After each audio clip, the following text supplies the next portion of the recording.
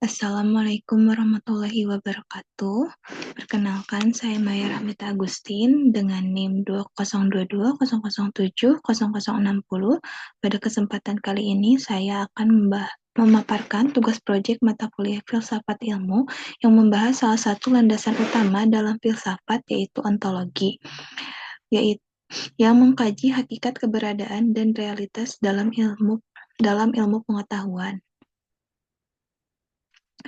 Apa itu ontologi? Ontologi berasal dari bahasa Yunani, yaitu ontos yang berarti wujud dan logos yang berarti ilmu.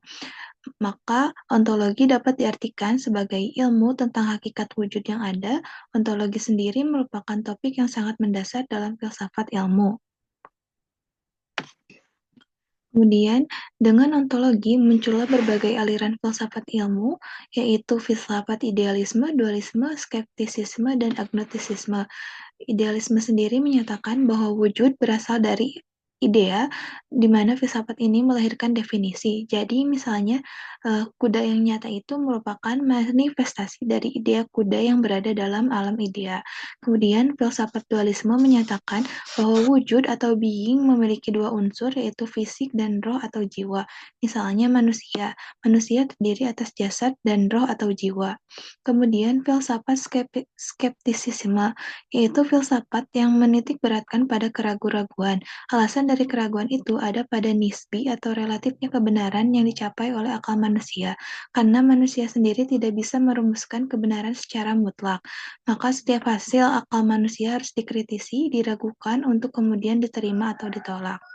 Yang terakhir yaitu filsafat agnostisisme yang menyatakan bahwa manusia hanya bisa mengetahui apa yang berada pada jangkauan indranya.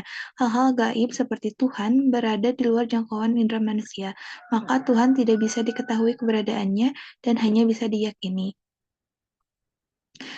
Selanjutnya yaitu hakikat kebenaran.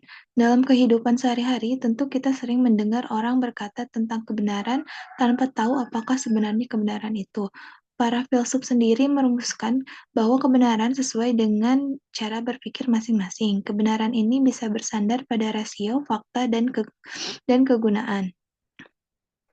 Selanjutnya ada teori kebenaran yang berbasis rasio dan idea. Yang pertama ada teori idealisme, di mana teori idealisme ini dicetuskan oleh Plato, seorang filsuf Yunani kuno. Ia menyatakan bahwa kebenaran ada pada latar belakang idea yang kemudian diimplementasikan pada realita. Yang kedua, rasionalisme yang dicetuskan oleh René Descartes. Ia menyatakan bahwa kebenaran disandarkan pada kemampuan akal. Menurut teori ini, pernyataan dianggap benar jika sesuai dengan rasio, maka yang tidak sesuai dengan rasio akan ditolak sebagai sebuah kebenaran. Yang ketiga ada teori rasio murni yang dikembangkan oleh Immanuel Kant. Teori ini merupakan sintesis antara pertegangan rasionalisme dan pertentangan rasionalisme dan empirisme. Teori ini mengakui akal budi sebagai sumber kebenaran dan sumber ilmu. Misalnya, burung bisa terbang, namun kemampuan burung bisa terbang itu bisa diamati. Bila sayap burung itu patah, maka sesuai dengan pengamatan, burung tidak bisa terbang. Yang keempat ada teori wahyu. Teori ini menyatakan bahwa kebenaran bersandar pada kitab suci agama yang biasa dipegang oleh para teolog. Selanjutnya yaitu teori kebenaran berbasis fakta dan konsistensi.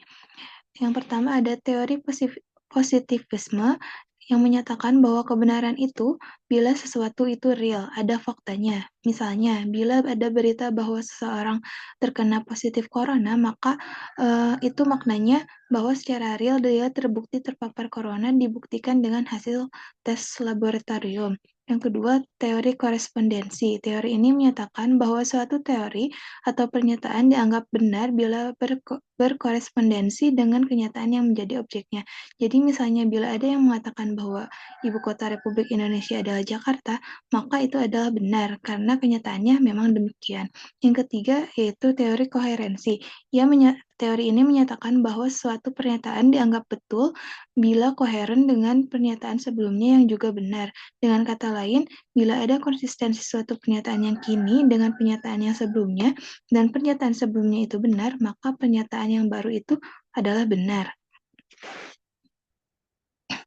Selanjutnya yaitu teori kebenaran berdasarkan kegunaan dan pendidikan.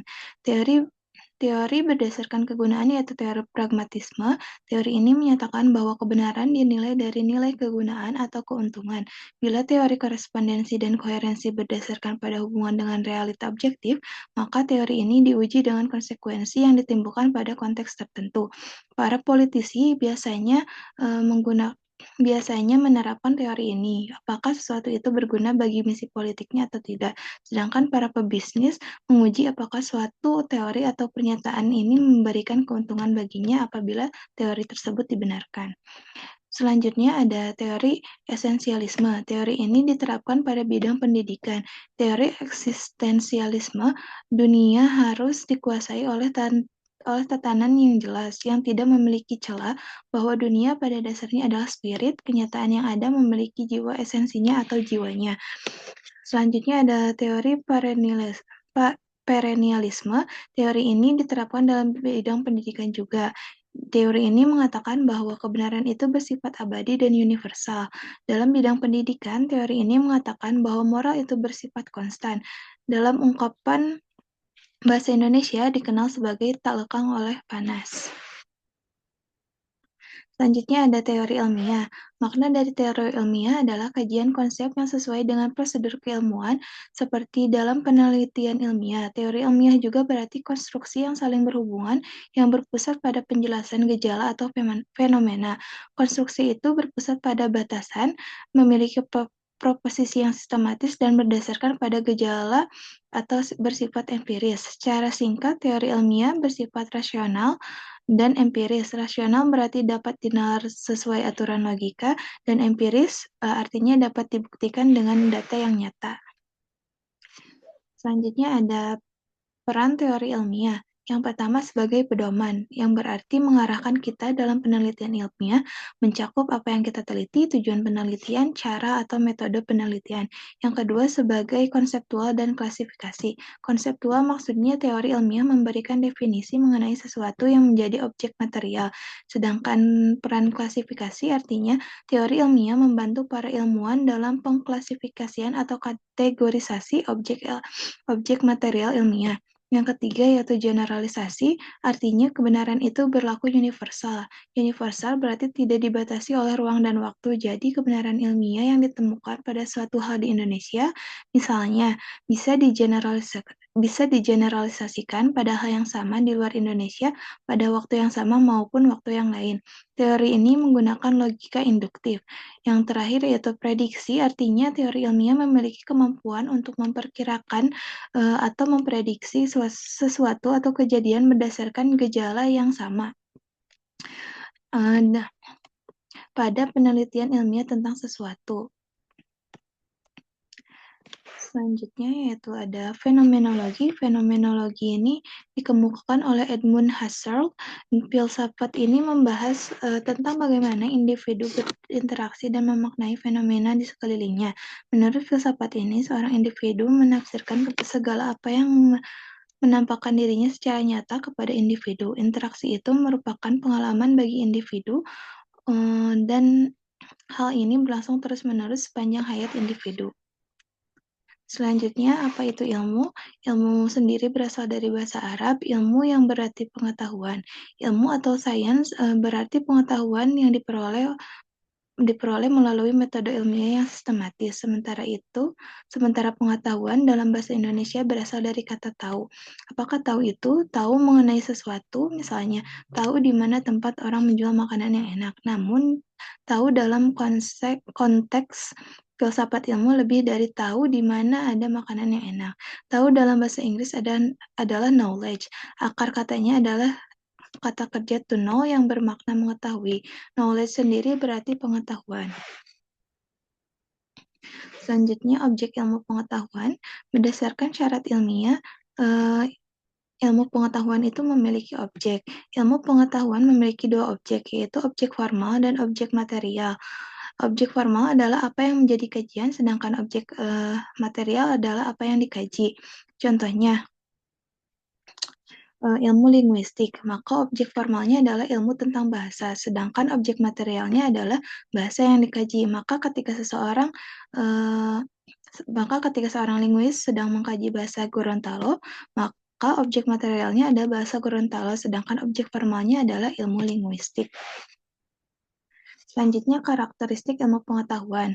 Yang pertama, ilmu pengetahuan itu bersifat sistematis. Sistematis berasal dari kata sistem. Dari kata sistem. Sistem adalah suatu struktur di mana ada sebuah sistem di atasnya. Sistem itu kemudian terbagi beberapa subsistem. Nah, setiap subsistem kemudian terbagi lagi menjadi beberapa subsistem. Subsistem itu saling berhubungan, maka dapat dianalogikan jika cacat pada suatu subsistem akan mengakibatkan semua subsistem tidak optimal. Seperti tubuh manusia, jika kaki tertusuk paku, maka seluruh tubuh akan merasakan sakitnya. Sama halnya juga dalam penelitian. Jika data tersebut cacat, maka analisis pun akan cacat. Yang kedua yaitu karakteristiknya universal. Kebenaran bersifat universal karena telah melalui serangkaian penelitian dan kajian. Maka universal artinya berlaku umum, dapat diterima melampaui ruang dan waktu. Yang terakhir adalah terbuka. Terbuka di sini artinya bahwa penelitian menerima kritik dan pengembangan, dia tidak statis dan atau dogmatis. Dia juga berbeda dari doktrin atau dogma, selalu menerima kritik dan berkembang melalui pengujian ulang. Sekian yang dapat saya sampaikan. Wassalamualaikum warahmatullahi wabarakatuh.